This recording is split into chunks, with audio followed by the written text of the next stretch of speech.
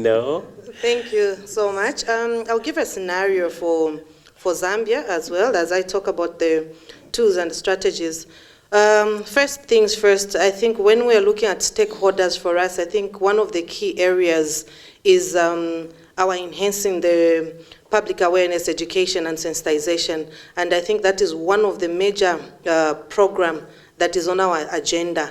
I know I spoke about the background yesterday, I don't want to go into that, but we are doing a lot of that because of the situation that is on the ground, the negative perception and all. So that is one of the areas.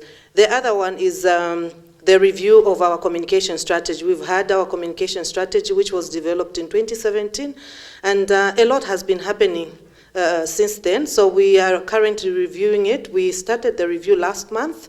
It is our sincere hope that we should be able to complete it before this end of this quarter that is coming up.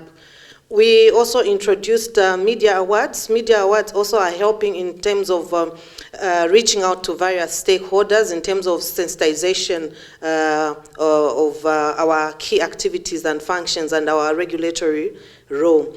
We have a lot of TV and radio programs. And when we go to communities, we use community TV and radio programs, and also we use local language in certain instances, especially in communities, because we believe that our stakeholder in that area, if they are familiar with a certain local language, and if we use it, they'll be able to get that information, which will be a plus, and we'll be able to get feedback. We've had some quiz also just to have a general view of the understanding of our activities, because sometimes you need feedback and to see whether people have understood or have not understood. We've used a survey before just to check the general understanding of what we do. We also use a lot of social media platforms.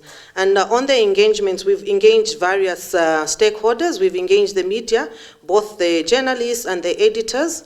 We've engaged them in a training separately, and also involving the other key stakeholders, also the scientists and the researchers. We've also engaged the suppliers and the distributors, because these are also key to our role. They are the ones that we grant permits. So engaging them is very, very critical for us.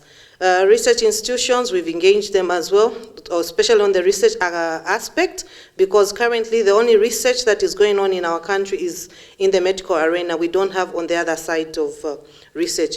We've also engaged the House of Chiefs, the traditional leaders. These we think are very, very key, because they have a big role to play in their chiefdoms, and they are able to pass on this information to their subjects when they have these meetings. We've also engaged the members of parliament before, and we now have new members of parliament that we will be engaging this September.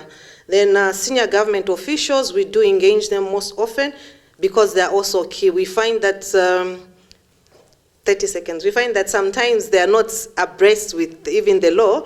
And then port of entry, because that is the critical points where we have these products that may contain GMOs are coming in. So we have our extension, our health officers there through an MOU with the Ministry of Health. So we sensitize those, and we sensitize the community as well in that area. We also use newsletters, magazines. We also take advantage of open days, exhibitions, national days, and also we distribute various EIC materials. I think I'll end there.